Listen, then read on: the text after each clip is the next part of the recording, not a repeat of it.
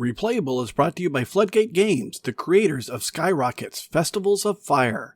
In Skyrockets, players take turns to play cards and flip the matching sand timers, which represent your fireworks without letting any of them run out. Do all this while working together to advance along the countdown track to win. Skyrockets is a standalone game inspired by the hit game Kite's Time to Fly. It is being previewed at Spiel in Essen and at PAX Unplugged. Pre-orders will open on December 4th at floodgategames.com.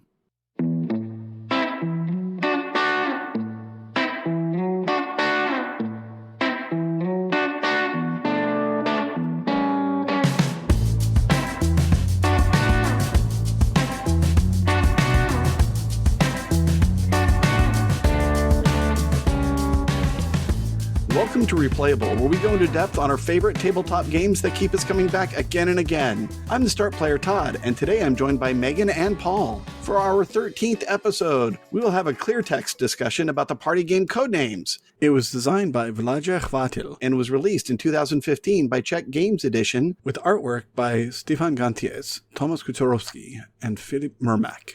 Prepared to... I'm Megan, and I'm totally prepared for today's podcast. I've got 4 different copies of Codenames next to me. Awesome. And I'm Paul. I'll pick Take and Shot.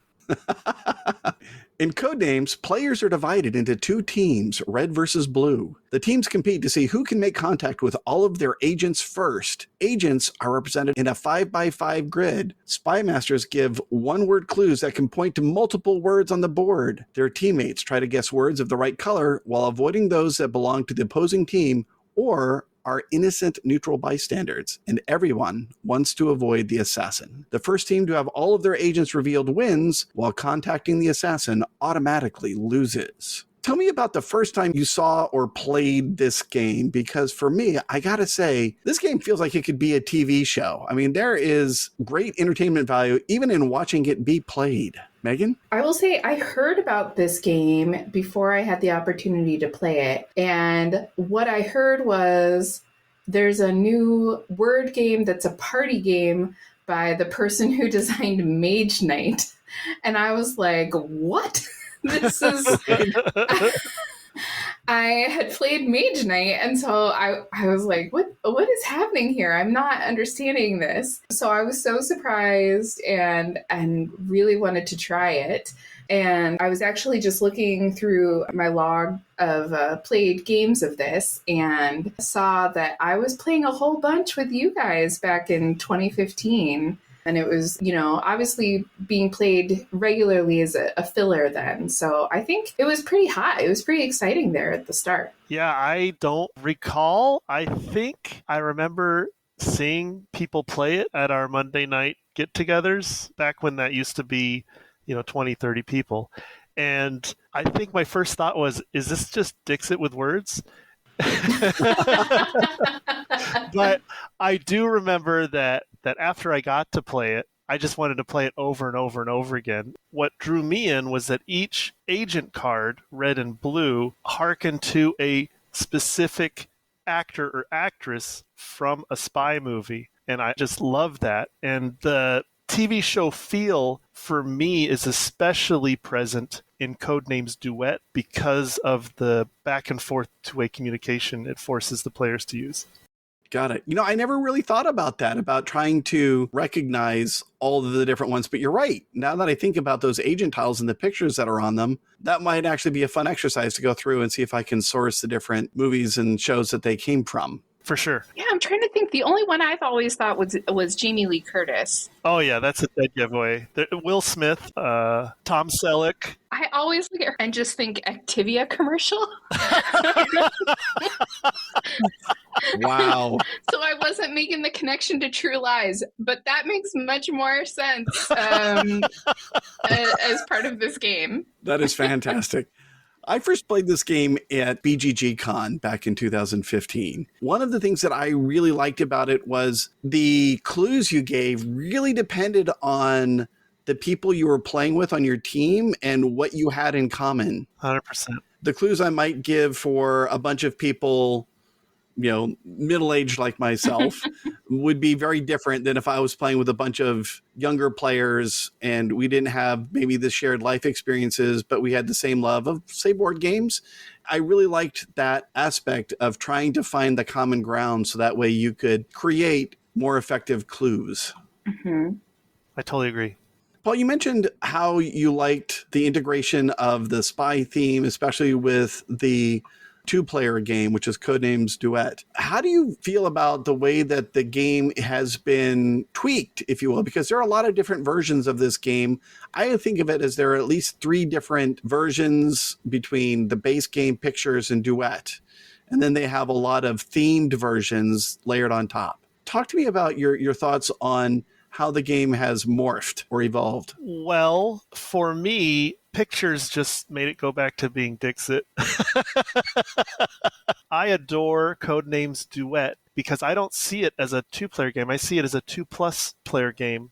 It is just Codenames transformed into a cooperative game that can be played by any number of players. Yes. And interesting. What I especially like about Duet is take one turn as a spy master, and then you immediately take one turn as the guesser, and then you immediately take another turn as the spy master, instead of being stuck as the spy master for the entire game or as a guesser. That is fascinating. I have never thought about playing that game with more than 2 people, but you're right. That is blowing my mind, Todd. I mean, we'll get into this later with the prompts, but to me, once Duet came out, it replaced Codenames for me. And I don't really see a reason to play Codenames as the rules are in the original version anymore. I love playing Duet no matter how many people I'm with. Okay. And is it for that same reason that Paul just said, that you get to take turns being both a spy master and the other players on the team? Yeah, I really enjoy that there's not that same pressure. There is that feeling of we are working on it together. And something about that just made this game sing for me when I was probably at a point where I was maybe done with Codenames.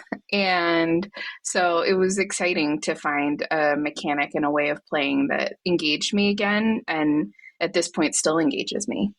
Okay. Do we want to spend a few minutes and talk about the app that's been in beta for a while? And as far as I know, it recently shut down the beta run as they get ready to actually release it. Sure. Mm-hmm. Yeah, the app includes some really thematic music, which I think helped me get in the mood. And how far did you go with playing the app? Did you play it up until the end? Was it something you dabbled in? What did you like about the way that they took the base game and presented it for an online format? I'll say I heard about the beta test for the app from a board game fan Discord that I'm part of, and then was able to share with our group of friends.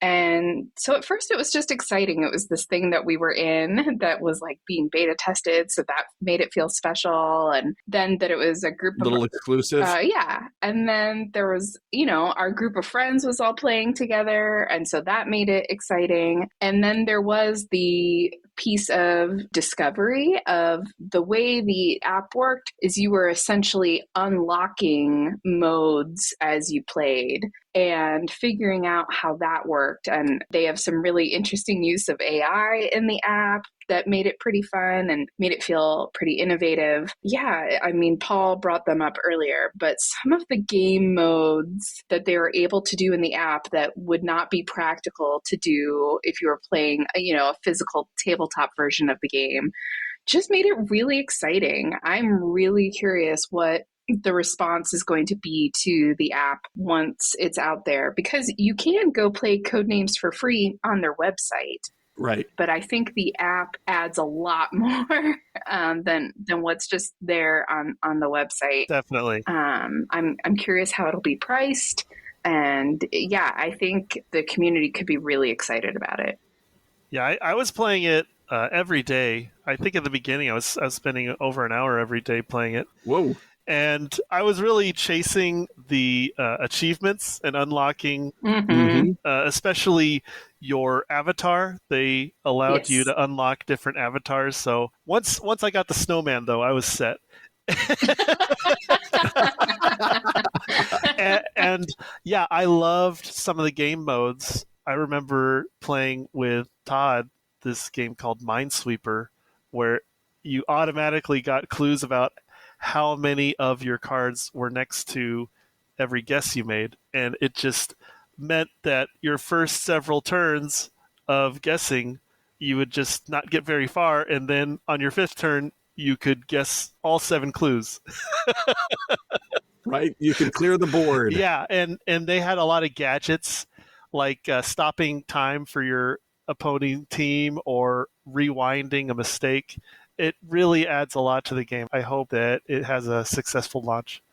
Yeah, I really enjoyed being part of the jury. After I played long enough, I was given the opportunity to join the jury, and my guess is anyone would be able to once they play long enough. And then you would get a notification, hey, will you rule on this? And essentially you would get to rule on a clue someone had given that the app didn't already recognize as being valid.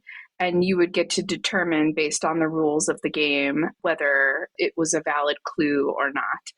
And I just really enjoyed being able to do that. It felt really fun to participate that way as part of the community and not have that, go back to the app developer or their staff to review, but that as a community, we got to do that. Yeah, I did that too. I remember I agreed with the majority vote like 19 times out of 20, but that one time I did not agree at all, and I remember reporting it to the developer, like, this should not have been approved. Oh, did it get approved? Yeah, and I was very against it. I don't remember what the word was, though. I was also on the jury, and I think everyone that I voted against was declined because a lot of times it was just someone trying to sneak 2 words merged together and see if they could sneak that one by. Mm-hmm. But I agree, Paul, that Minesweeper game was fun. I thought Team versus Assassin, which it was more cooperative. You could play with your friends, not necessarily against them. That was interesting. And then things that you could theoretically do in person if you had a way to create the grid, but like they would create like 10 by 10 grids. And those games like took forever. You could do it if you could generate the card that shows you where your agents are versus where the other enemy agents are for the spy masters to work from. You could do that with a physical copy. It would be a much longer game. But I really liked the creativity that they showed. Yes, agreed. Yeah, like those modes where there would be the puzzles where it was, we're going to show multiple people this grid of cards, and come up with a clue. And we're going to show you, here are 7 valid cards for you. You come up with a clue that's going to work for the most people for the most cards. And then they would have other players go up against that. And then after a certain amount of time or a certain amount of people did it, they would show you the results. So there were ways to train yourself to become a better Codenames player. Yes, that was Spy Master training. It was excellent. Now, granted, I also think some of that was training their AI. So that's exactly what I was going to say. You know what we were doing, right? We were really training the AI out with that. But it was still fun. But yes, super fun and not something I would have ever thought to do just with my Codenames cards. Yeah, I feel like I became a better Spy Master by going through that because every time I was beat by somebody else's clue, I learned something. Right. Mm-hmm. But I also learned that sometimes, just the way the points worked out, sometimes it was better to put an easy 2 out there and get everybody to guess 100% than it was to stretch for a 3. Sure. And then fumble the ball because, the third one didn't have as strong a connection or whatever the +1 value was. Do an easy 3 as opposed to going for 4. Yeah, that's ultimately why I slowed down on my app play because I feel like my skill advanced to the point where I got frustrated playing with people I don't know. Yes. I'm like, with all my friends, I could give great clues, but now when I'm with some total rando, I have to go down to these 2-word clues. Yeah, let's call them generics. Yeah. But right, again, it's that thing that I talked about where you try to find the common ground so you can give more effective clues. And in that online experience where all of the identity information is masked from you because we were all using usernames and such, you have to go to the lowest common denominator as far as clue giving. Yeah. Not as much fun. But there was a play with friends option where all Mm-hmm. the identification was there and everybody That's knew true. who everybody else was. And those were my favorite plays of the app. So moving along those same lines of ways that you are able to improve your clue giving, or the benefits of playing with friends that you know, were there any strategies that you developed as a spy master or levels to your realization of the game as you became more experienced with it? One of the strategies I'm still trying to teach my wife and she resists is to not fear the bystanders as the spy master. Big early clues that may hit a couple bystanders are still great clues. Right? Especially if by eliminating them early, you set yourself up for a bigger run later. I was just going to say, I'm thinking through, and I don't think anything about my play changed with playing the app. So I don't have a response, which maybe that is a black mark on me. Well, I don't mean it necessarily for the app either. So the easy one is when you start playing, you look for the connections between your cards, right? Mm-hmm. And so you're going to look at it and say, okay, great, I see some here, and I'm going to give an answer that talks to 2 or 3 of my cards. And then the next level, and it's an easy one to get to, is recognizing that you may have accidentally clued an assassin or clued the other team's card. So that's like the next level in recognizing. So I was thinking more along those lines. Any other thoughts or strategies? Yeah. So one thing I think I skilled up with while using the app is how to find really big clues, like cluing 5 or 6 cards. You can't start by looking for connections between the cards, because it's just a forest you're going to get lost in. What you do instead is you start with a complete non sequitur, like maybe a cardinal direction or a movie title or an emotion, and then see if there's lots of cards that can fit that outside the box word. Okay. I had seen instances of that. That's so interesting. I'm like, when it comes down to it, for me, I think we are more likely to consider connections between cards that are near each other. So that is often just a strategy for me as a spy master. Are what are the connections between eligible cards that are close to each other that my team might be able to see? The other is, I think, sometimes just cards where I can build some sort of alliteration or rhyming, because I think people are thinking through those things in their head. They're saying those words, and sometimes they're even saying them out loud to themselves. And so, But Megan, isn't that against the rules? Is it? I don't even know. It's been so long since I have looked at the rules. I'm saying giving a clue that rhymes with one of the cards. Oh, yes. No. Specifically against the rule. I would never give a rhyming clue. However, if words on the board are caboose and goose, I might try to give you a clue that connects those two, because you might connect them because of the rhyme without me giving a clue that I'm not going to say something that rhymes with those. Is that making sense? Totally. Yeah. I think as a guesser, I always, like you said, look at cards next to each other, because it's so much easier for the spy master to connect adjacent cards. So when I'm guessing, I tend to try and pick cards that are very close in proximity. Todd, do you have strategies? Every now and then I would try to find one. If the clue could be well connected, so let's say that I had thunder and lizard and I did dinosaur too, right? Either one of those, lizard will get there, but thunder won't, unless you recognize that's what dinosaur is supposed to mean. Sometimes I enjoyed trying those clues where you needed to find 2 or 3 words and then they really made sense when looked at in total as opposed to their individual meanings. You're not supposed to use clues for homonyms.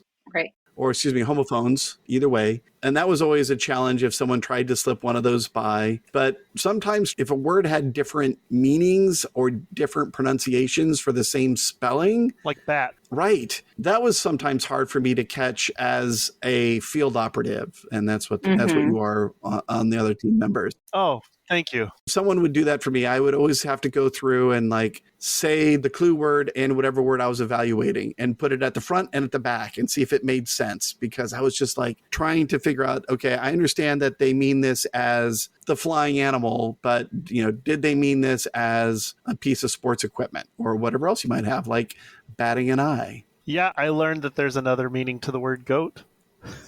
Besides, it's also an acronym. Yes, it is. My wife taught me that. I wish our listeners all knew you very well, Paul, so that they could enjoy that as much as those of us who know you will enjoy that. Absolutely. I think you had said something about a most memorable experience. Yeah. And I just wanted to share that my wife gave me a 6 clue one time and I got it. And that was super memorable. Right? It was Zootopia 6. And I was able to just pick out all 6 cards from the field. Awesome. And we were both just, the game could have ended right there. We didn't care. It was such a great moment. And was that the last time you played the game? No. You did not mic drop and walk away from it after that? No, it was not.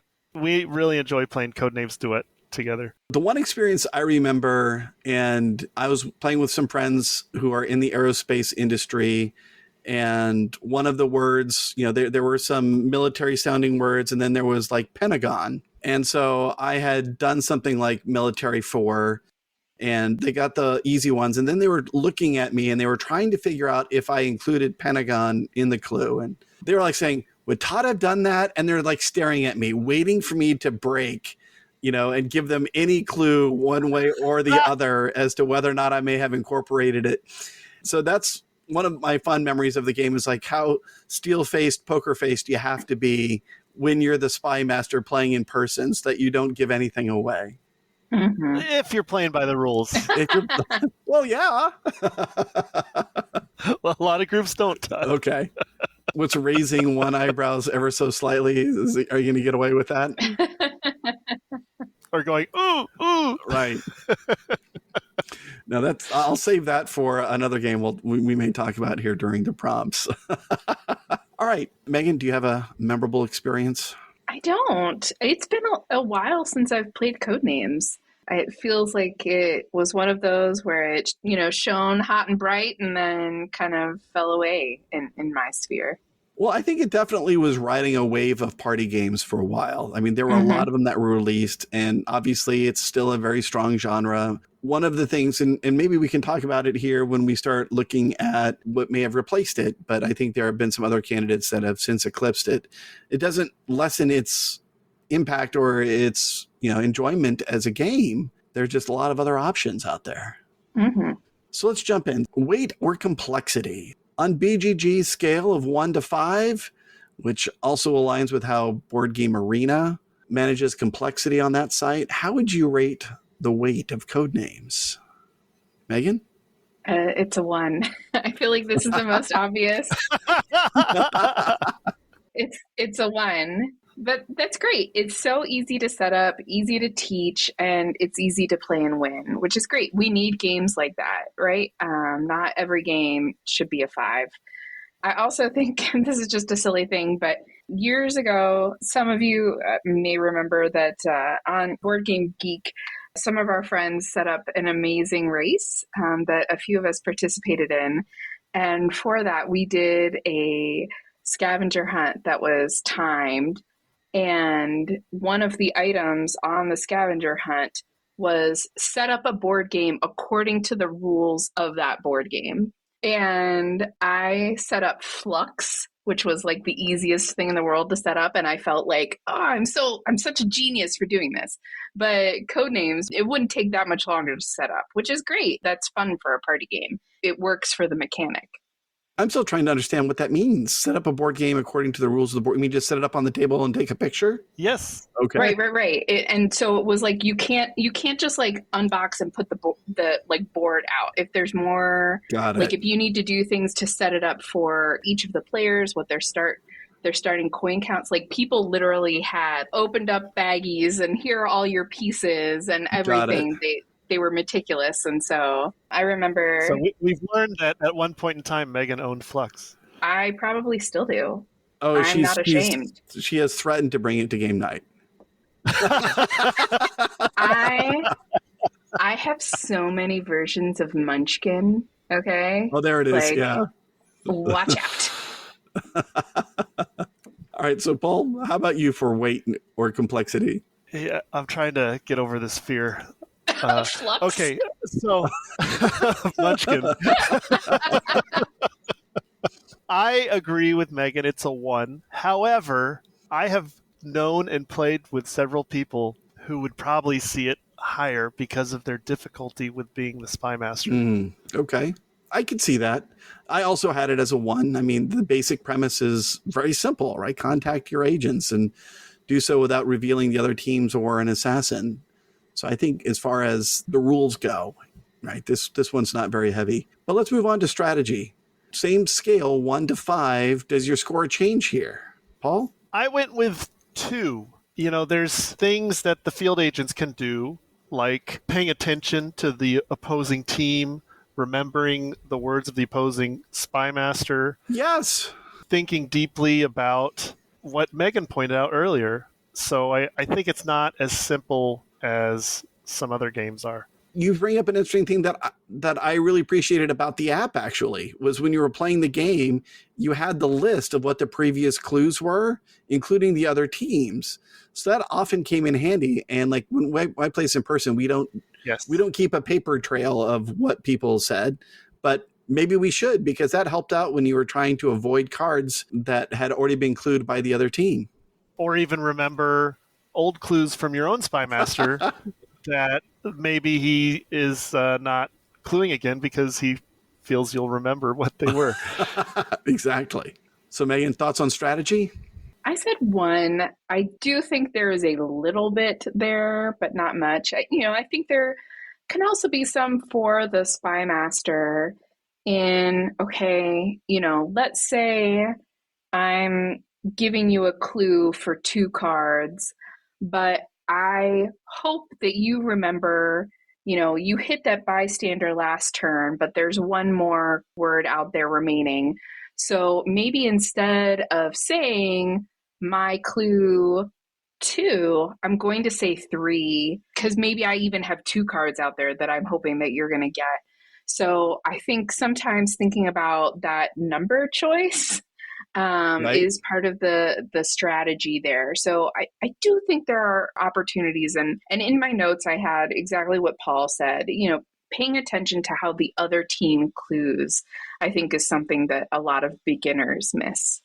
Yeah, absolutely. I also had it down as a 2, so I will side with Paul on this one, although I see where you're going with the 1, and it's easy to hone in on what the spy master is required to do. But I think about it from that perspective, it requires multiple levels of recognition and association, both for identification and avoidance. And then the last part that kept creeping up when I played Codenames, the original version, was the need for a good vocabulary. Being able to not just understand the words that are out there, and it's not like the words that are presented are overly difficult, but trying to find a word that's going to bridge the gap between 2 or 3 becomes more of a challenge. So I had strategy down as a 2, just because there were multiple obstacles that didn't make this an easy. Mm-hmm. Yeah, vocabulary is a great point, Todd. I'm reminded as well of a special game mode in the app, which was 0 or infinity. Right.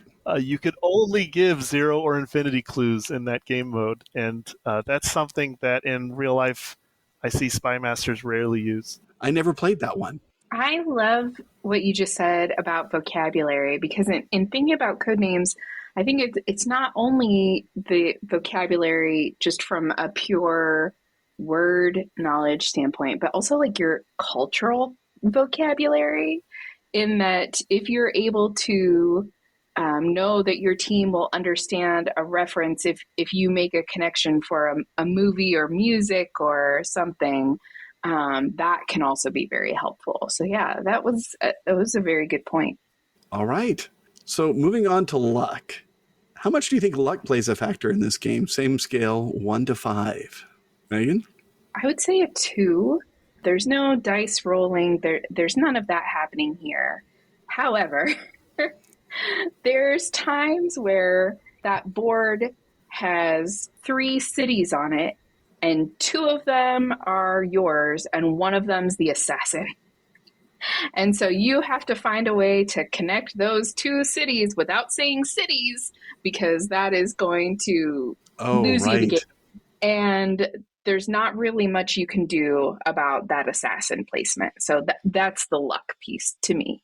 That was a great answer, Megan. I also say 2, but for me, it's because of meta reasons. Sometimes you're just not on the same wavelength with your field agents, and it can be for completely non-game reasons. It's just one bad day of the week, and the next time you guys play together, everything's going to be great again.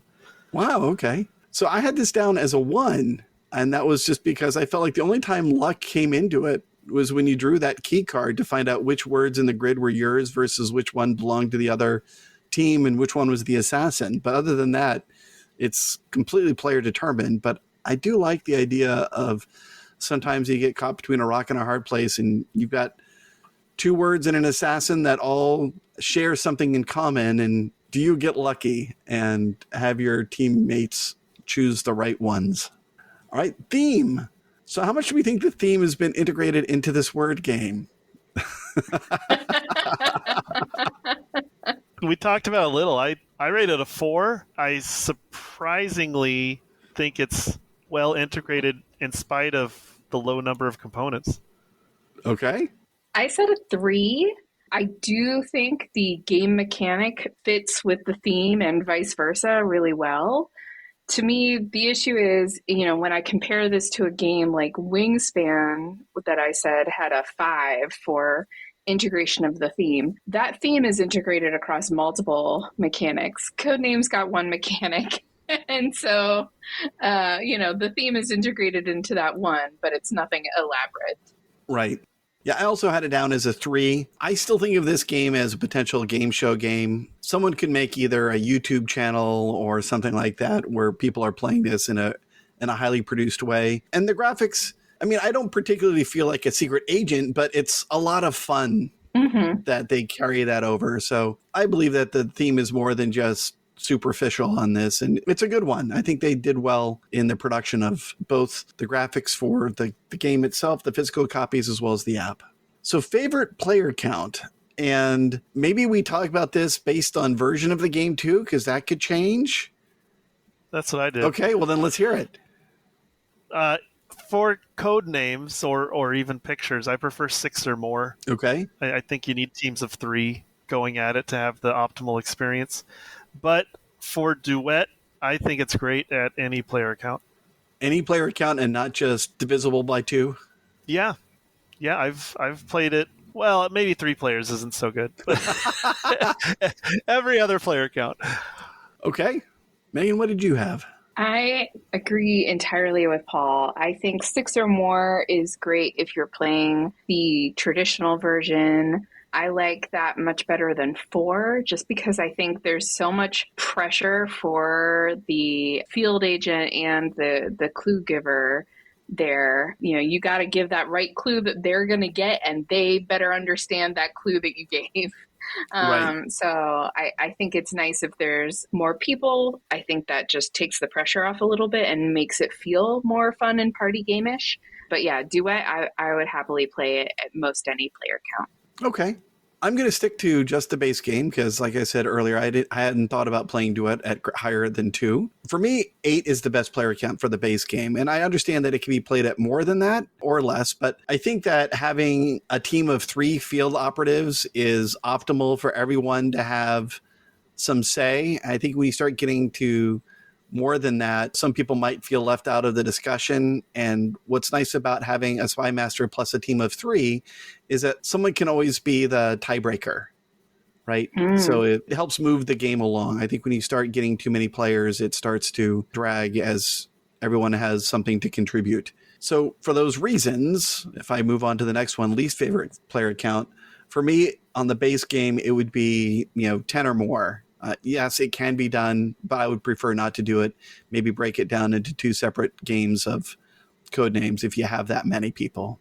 What are your thoughts on least favorite player counts? I would say I think that 8 plus, the box says this can play 8 plus, and I think at that point it's just too likely that someone checks out or someone takes over as a decision maker, or deliberation takes too long. I like to keep it a little tighter than that. Okay. Paul? I've never experienced the game with 10 or more, so I didn't even think about it. And I just said 3 players is the least favorite player count. Well, that makes sense. So actual playing time. What the box says that it plays in 15 minutes. Has that been your experience? That's been my experience. Megan, you as well? Yes, and I love for our listeners, Todd's notes for this prompt say boxes lie, but I think the codename box doesn't lie. I think we've found the exception that proves the rule here. Yeah. So for me, boxes lie. The fastest game I've played logged in at 20 minutes, and the longest one took 32. I've yet to play this game in 15 minutes, and I'm not including the app. I don't log the app plays. I haven't played one where there was an early assassin hit and the game was over in 2 minutes to change that. Yeah, for me, it's a little bit longer, and maybe we should be taking advantage of that timer that is almost a miscellaneous component in the box. Mm-hmm. Which edition of the game is the best? And I think here we can have quite the discussion because, we've talked about the base game, pictures, duet. There are the themes. And I think there are arguments to be made for several of them. So what are your thoughts about the best edition of the game? Well, Megan and I have already stated our opinion on this. The only thing that Codenames has as an improvement over Duet is tension, trying to beat an opponent. But other than that, I prefer Duet for all the reasons we've already talked about. Okay. Megan, anything to add or? Yeah, I mean, I had any answer other than Duet is wrong in my notes here. Wow. Yeah, for me, I do feel that strongly about it. So would this be a good time for me to add in that I do own an edition other than Duet Pictures and the base game? Is now the time for me to talk about the other copy that I own? Yeah, let's do it. Okay, so my husband, spouse of Megan, previously worked for Blizzard Entertainment, which is a video game studio that makes Warcraft and Starcraft, Overwatch. And in 2019, their winter holiday gift to employees was a limited edition. I mean, I think it just went out to employees, Blizzard version of Codenames. And so that was, fun to get. I don't know that it's something we would have sought out on our own, but we have it, and it's fun to have it as part of my board game library. We did try playing it once and have never attempted playing it again. The way the cards are set up is one side has pretty generic video game terms, terms that fit with the games they make, like Elf or Innkeeper or Hive or Level, terms that you're like, okay, I can imagine building a board and being able to make connections here and be able to do this. However, the other side of the cards is all names of specific Blizzard characters from their various games and potentially from their books or other media that references Blizzard lore. And it is impossible. My husband worked at Blizzard for 5 years. We have, been longtime fans of the games that the company makes, and I've even read some of the books. I mean, I'm someone who I think is somewhat steeped in their IP, and some of these names, like this card has Kael'thas. Okay, that's from World of Warcraft. I've got that. But then there's Char and Lili and Mengst. I have no idea. And so, so Char was a planet in StarCraft, and Arcturus Mengst was the Terran dictator from StarCraft. I mean, hey, come on now. I'm sorry, I didn't remember any of that, and that's it gets just super hard in there to a point where I'm like, oh, I would never be able to make a connection, because I wouldn't even if someone gave me like the perfect clue for this, unless you're giving me Thrall and Jaina Proudmoore, names that everyone's going to know. Right. I'm just not going to make it happen. So we pull out Duet much more often than we pull out anything else here from our Codenames shelf. So now I'm imagining someone going to like ArtScout and creating a physical deck of Hearthstone cards and playing Codenames with Hearthstone cards. Well, cool. I have not played any of the themed ones. I know in our group there's a copy of the Harry Potter one. I don't think anyone has the Marvel, but I've seen that one released, but I haven't played any of the themed versions. But I did like that capability within the app where you were able to say, I want to play a game and I want to use my collection of words from movies or from sci-fi or nature. So that was fun. Yeah, I am really curious for the other, the Disney branded set, whatever.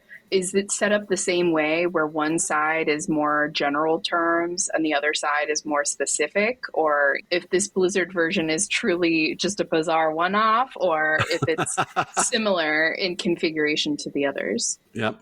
Yeah, I don't know. That'd be good to find out. Apparently on this one, I am wrong.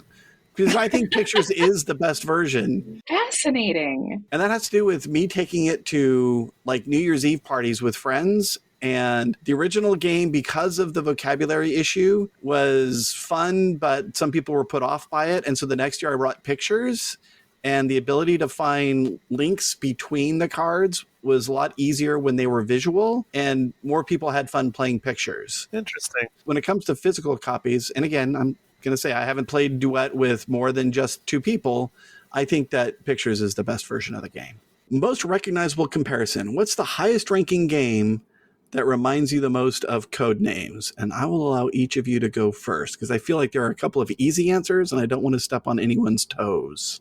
I went with Dixit, like I said before. That was my first association with the game. And in Dixit, the spy master is trying to give a clue that only one person at the table will get. And so that's not at all what Codenames is, but it still, I think, exercises the same word association muscles of, well, in this case, picture association, but trying to come up with a word or several words to get someone to reference, but not everyone. Codenames, I think, is much easier in that you're just trying to come up with a connection, but I still, because of my first experience, connect the two games. Interesting. Go ahead, Megan. So I'm going to take a really obvious one here and say Decrypto. Yep, that was the one I was trying to avoid taking. I think Codenames walked so Decrypto could run. It seems like they took some ideas there and just got really, creative and built on that foundation. It's another word game with teams where you are working to clue words, but then the difficulty gets ramped up a level because you need to clue words well enough so that your partner knows, but not so well that the other team can guess. And I think it's super fun. And yeah, I think that is what immediately comes to mind for me. Yeah, I agree. The idea that you are not just trying to remember what the previous clues were, but let's start out. They include a pad of paper so that you can record what the clues were and you can keep track of what they were. But then you can try to intercept the other team's clues is an improvement upon Codenames of just trying to avoid the other team's words. So I think that's a really good one. Mm-hmm. I had another one just in case, one of you went with the crypto, and I had So Clover down for this. Oh, mm-hmm. That was just because the idea of interpreting the clues that were written on the plastic clover to then arrange the clue cards in the proper sequence and rotation orientation just felt similar as far as it's not really a grid because it's on the clover, but it had something similar and was a word game, and I think is another clever modification of that idea. Although that one is purely cooperative, so there's no competition going on. Yeah, I love So Clover. Great. So less recognizable comparison. What did you have for one that may not be as high up on BGG's rankings that reminds you of Codenames? Megan, why don't you go first? Sure. So I had Password.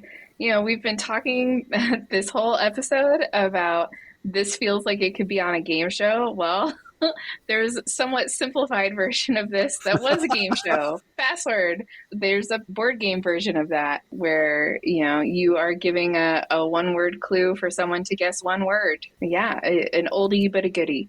That's a great one.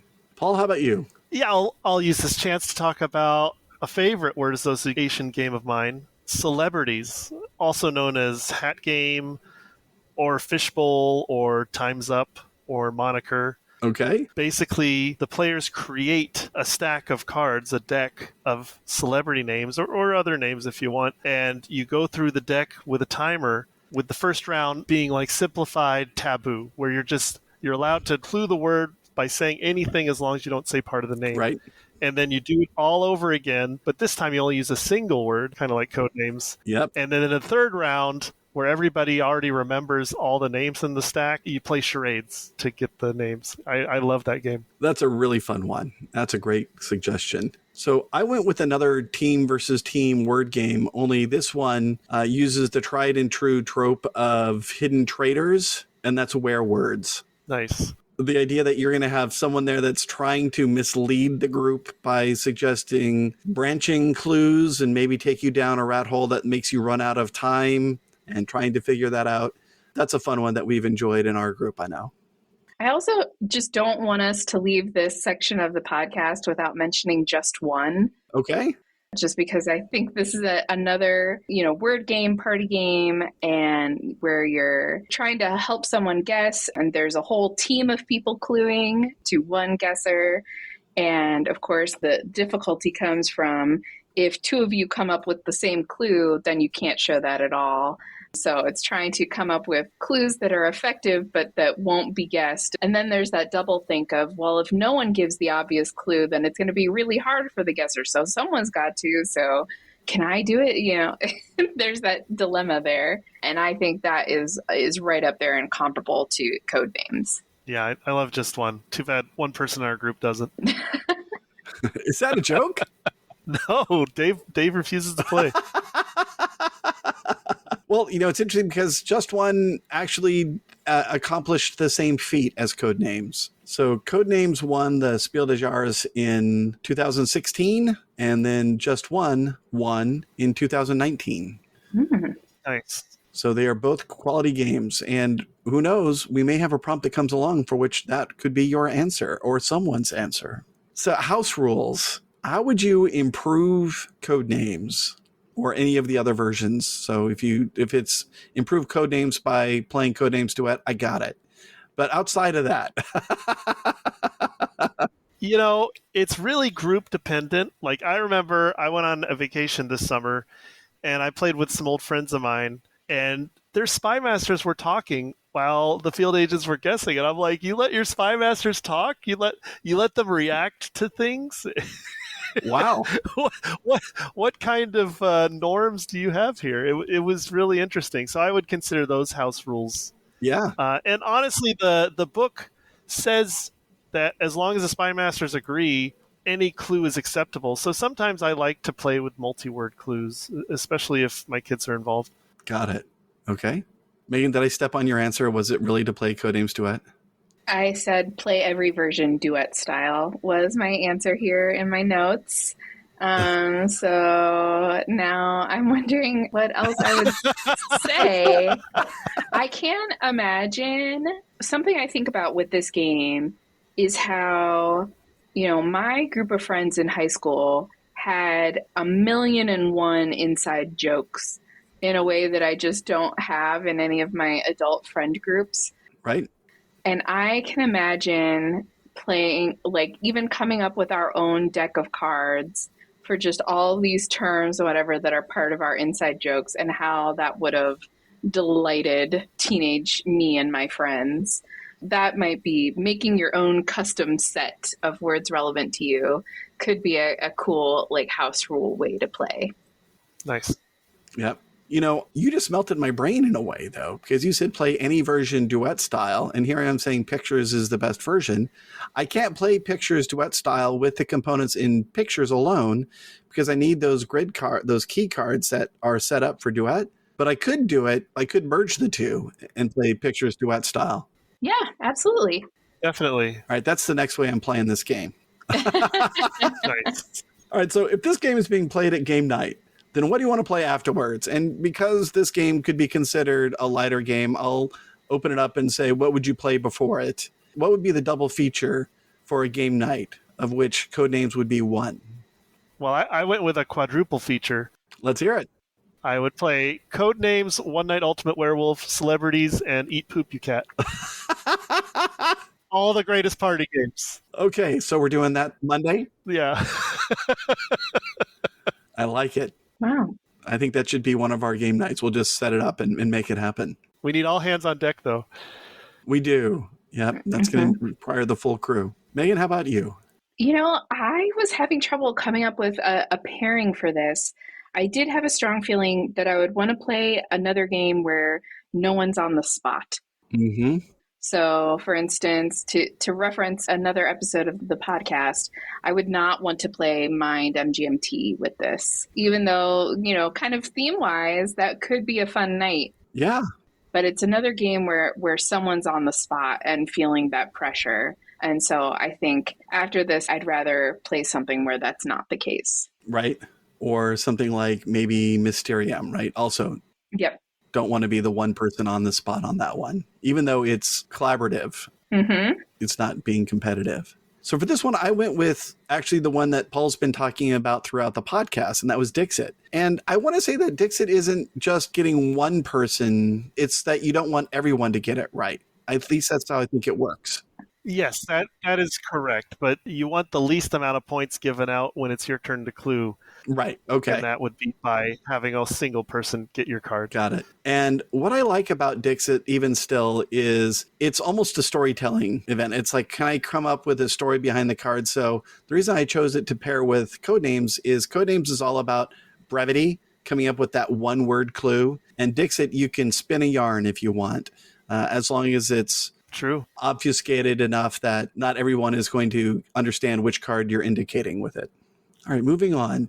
If you like fill in the blank, then you're going to like Codenames. This might be an easy one. I don't know. I'm interested to hear what you guys have to say. I said word puzzles and spy stories. Yep, absolutely. Yeah, I think, the obvious answer is party games. I think just in line with what Paul said, I think if you're a crossword puzzler, then I think this game has appeal. Yep. And I said party games, especially ones that feel like TV shows. I'm not going to let go of that because I literally am surprised. And probably, Megan, you hit it on the head. It's like Password was a game, like $64,000 Pyramid was a game. And this feels like it could slide right in and be a show like that. So if you like that kind of feeling, then you're going to enjoy Codenames. Very true. But if you don't like fill in the blank, then you're not going to like Codenames. Did you have some answers for this one? Pass. Okay. I think if you don't like, having to be creative, come up with these clues or try to understand the clues and have that be in front of other people, I think if that pressure feels not fun to you or if it gets in the way of your fun, then I think this isn't going to be for you. Right. And I agree. I had pretty much the same thing. I said, if you don't like being the one person who is responsible for guiding your team, and I feel like that stress is even more exposed in Codenames because of the number of things that you have to track. And it's competitive. So if you don't like the pressure of being the one person responsible for the success of your team, then at the very least, don't be Spy Master. But you may not like Codenames. I agree with you both. Okay. So did this game replace a previous one for you? I stopped playing Dixit after I started playing Codenames. Yep. I thought that might be your answer. Megan? No, there was not a game that I was pulling out regularly that now I don't. So this did not replace anything for me. Okay. For me, it was Pictionary. Oh. So the idea of having one of these games where you just rolled and moved along the board and did the art thing. Part of it was just setup of that. We happen to have friends that have like 2 easels that they would set up for these Pictionary things. And then it devolved into playing off of the other team's board, trying to intercept. And Codenames made everything a lot more friendly and Oh my God. and also had an easier out than waiting for one team to work all the way around the board. Mm-hmm. Has it since been replaced by something? And if so, by what? Megan? I mean, Decrypto. I Right. think, I mean, you said that one earlier. I'll fight you for it. I will say Boo! that I think this is specific to our group. In our group, I think Codenames has been replaced by Decrypto. I think, when I think about the party scenarios that you've been discussing, Todd, I don't think Decrypto is replacing Codenames in those situations. So I do think there are settings in which it's not a great replacement. But in our group, in my heart, Decrypto has replaced Codenames. Is that what you wanted to say, Paul? I really dislike Decrypto. Oh. I just play to get along with everybody else. Whoa. For me, Codenames Duet replaced Codenames. Dropping bombs on the pod. No, I don't like Decrypto. I don't know what it is about it, but it's not for me. All right. So what replaced it, or if anything? Duet. Okay. So Megan, I had the same answer, and I think for the same reason. I didn't stop to think of it that way, but I think you're right. At least within our group, Decrypto has replaced Codenames. But who knows? The duet version of Codenames Pictures may end up trumping everything else. I think in the party environment, just one has taken over in the games that like my wife will want to take to her friends' houses and introduce them to. Mm-hmm. All right, soundtrack. What music would you want to listen to while playing this game? Paul? Well, first let me preface that with the classic spy music genre popularized by James Bond movies is great. However, I personally prefer the modern Japanese take on it, and I would recommend starting with the Spy Family soundtrack. Okay. I'm not familiar with the Spy Family. If you spell it out, it's Spy X Family, but you don't pronounce the X. And it's a manga anime. It has a really great soundtrack. Okay. Okay, we've learned something. For me, I was much more broad in that, to me, I just think the most important thing is that you're listening to something instrumental. I think it's much too easy if you're listening to anything with lyrics for then that to impact your gameplay. Oh. Because, I just listened to the song that mentioned this word, and that's one of the words here in our grid, and now I can do Adele because hello is on there, and she was just singing hello in the background. And you're going to get that immediately, So I think that's why instrumental is the safest bet here. Okay. On the last episode of the podcast, I mentioned mellowdice.org having playlists for games. So I headed over there and I checked out their playlist for Codenames. And it's really good. And it has instrumental music, but it's like theme music from Evil Genius or Get Smart or the Pink Panther. And I'm sampling each of those. I'm going, oh yeah, this would be great. I would add to it like the Peter Gunn theme. Paul, I agree. Like whatever the spy music is for that genre, definitely I would put it in there, but not quite as groovy or with lyrics the way that the Austin Powers music is that I would normally listen to for mind management. Good point. Rating on BGG scale of 1 to 10, no decimals. How would you rate these games? And if you want to drop different ratings for versions, go ahead. Megan? I give it a 7. I like this game. I think it's a solid game. I think it's well constructed. I enjoy playing it. However, it doesn't hit the table super often for me, and I'm also okay with that. All right. I rate Pictures a 6, Codenames a 7, and Codenames Duet a 9. Wow. Okay. It's quite the leap there, 7 to 9. And especially for Paul. He is one of our more strict graders or raters. I try to keep a bell curve. Yes. So that's saying something.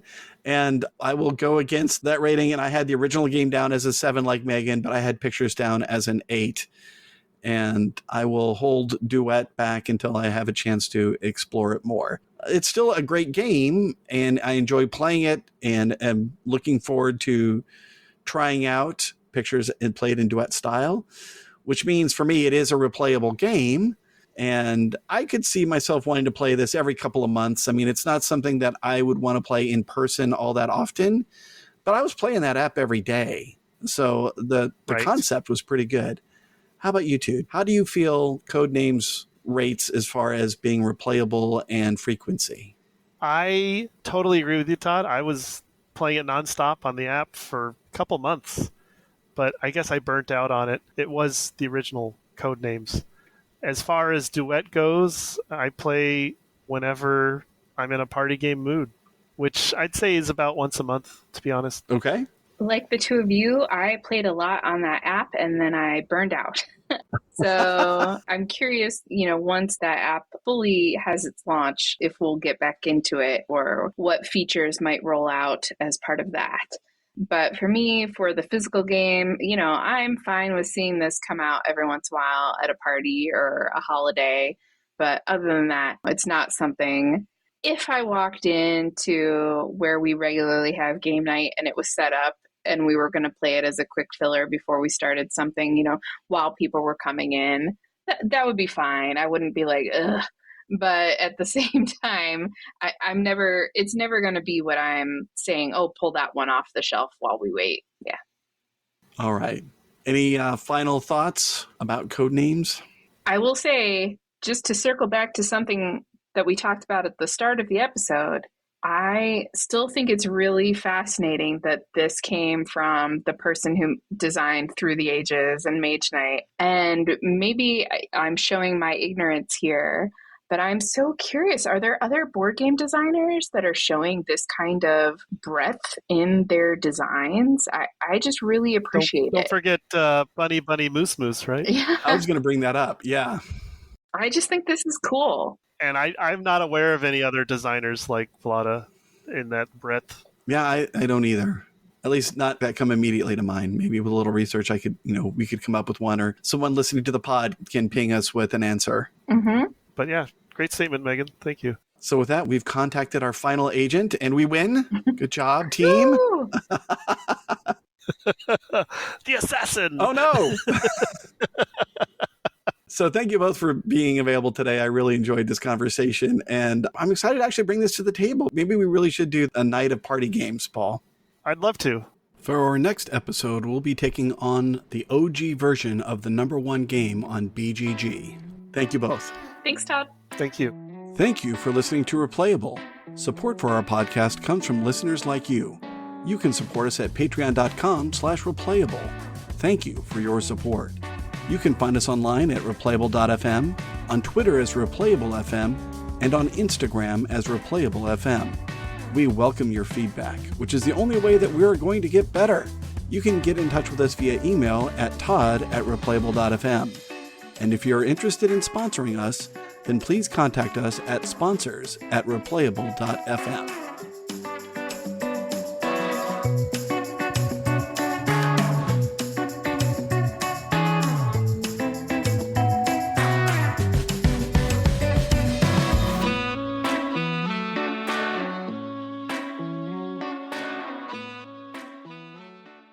This episode of Replayable is brought to you by Floodgate Games, the makers of lasting games like Sagrada Artisans. Their motto is creating everlasting experiences through gaming, and that idea resonates with us here at Replayable. As a group of friends who have been enjoying weekly game nights for over 15 years, we have many fun memories that were forged over the gaming table. Gaming is what brought us together and keeps us coming back again and again. Thank you to Floodgate Games, creating everlasting experiences through gaming.